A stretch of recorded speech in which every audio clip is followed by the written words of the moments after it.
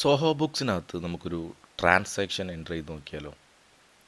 നമ്മളിവിടെ അക്കൗണ്ട് എന്ന് പറയുന്ന ഭാഗത്ത് ക്ലിക്ക് ചെയ്ത് കഴിഞ്ഞാൽ നമുക്ക് മാനുവൽ ജേണൽസ് ഉണ്ടാവും. ഈ മാനുവൽ ജേണൽസിൽ ജസ്റ്റ് ഒന്ന് ക്ലിക്ക് ചെയ്യുക. എന്നിട്ട് ഇവിടെ റൈറ്റ് സൈഡിലായിട്ട് ന്യൂ എന്ന് കാണാൻ പറ്റും. ഈ ന്യൂവിൽ ജസ്റ്റ് ഒന്ന് ക്ലിക്ക് ചെയ്തതിന് ശേഷം നമുക്കിവിടെ ജേണൽ നമ്പറൊക്കെ ഓട്ടോമാറ്റിക്കായിട്ട് വരും.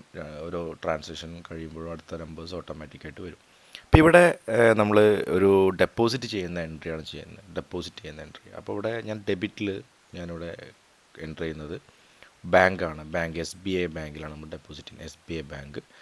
ഡിസ്ക്രിപ്ഷനകത്ത് നമുക്ക് വേണമെങ്കിൽ SBI ബാങ്ക് എന്ന് ടൈപ്പ് ചെയ്ത് കൊടുക്കുക. ഡിസ്ക്രിപ്ഷനകത്ത് ഇവിടെ ഡെബിറ്റ് എന്നുള്ള കോളത്തിൽ നമ്മൾ എത്രയാണ് ഡെപ്പോസിറ്റ് ചെയ്യുന്ന എമൗണ്ട്, ഇപ്പോൾ ഒരു 1 lakh rupees ആണെങ്കിൽ 1 lakh എന്ന് കൊടുക്കുക. ക്രെഡിറ്റിൽ ക്യാഷ്. ഡിസ്ക്രിപ്ഷനകത്ത് ഞാൻ ക്യാഷ് എന്ന് കൊടുത്തു. ഡിസ്ക്രിപ്ഷനകത്ത് ക്രെഡിറ്റിൽ നമ്മൾ എമൗണ്ട് കൊടുക്കുകയാണ്. 1 lakh rupees ആണ് കൊടുക്കുന്നത്. എന്നിട്ട് നമ്മളിത് സേവ് ചെയ്യണം. അതായത് സേവ് ആൻഡ് പബ്ലിഷ് എന്നുള്ള ബട്ടൺ ക്ലിക്ക് ചെയ്യുമ്പോഴാണ് സേവ് ആവുന്നത്.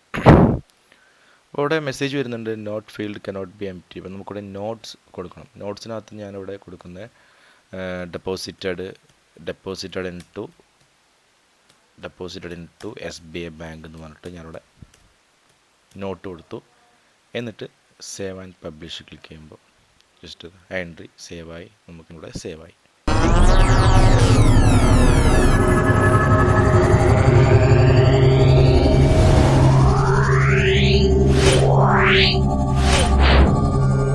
Yeah.